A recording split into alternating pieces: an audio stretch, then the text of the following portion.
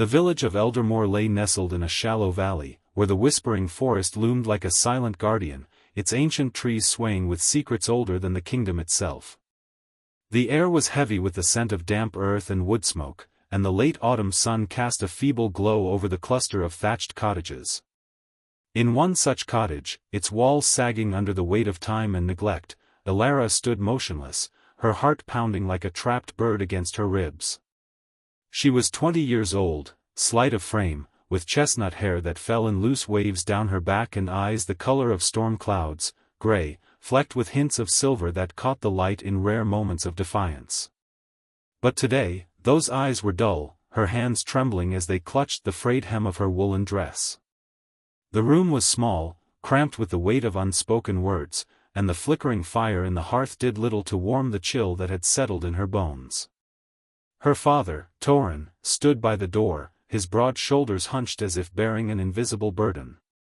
His face, weathered by years of toiling in the fields, was set in a hard line, his jaw tight. Her mother, Elara, sat at the table, her hands twisting in her apron, her eyes red-rimmed from tears she refused to let fall. The silence between them was a living thing, thick and oppressive, broken only by the creak of the floorboards as a stranger stepped inside. He was a merchant from the capital, a wiry man with a sharp nose and eyes that gleamed with greed. His fine velvet cloak seemed out of place in the humble cottage, a stark reminder of the world beyond Eldermoor, a world Elara had only glimpsed in stories. 10 gold pieces, the merchant said, his voice slick as oil, his gaze raking over Elara as if she were a horse at market. A fair price for a barren girl. The word struck Elara like a slap. Barren.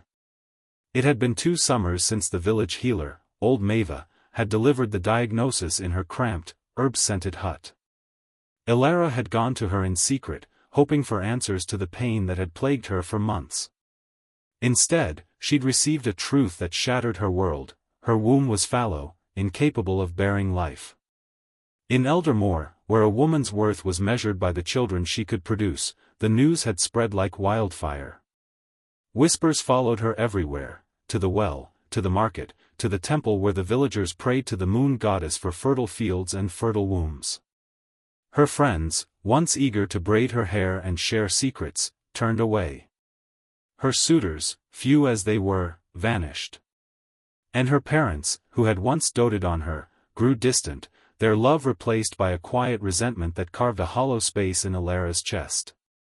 "We need the coin," her father said now, his voice low, almost apologetic, though he refused to meet her eyes.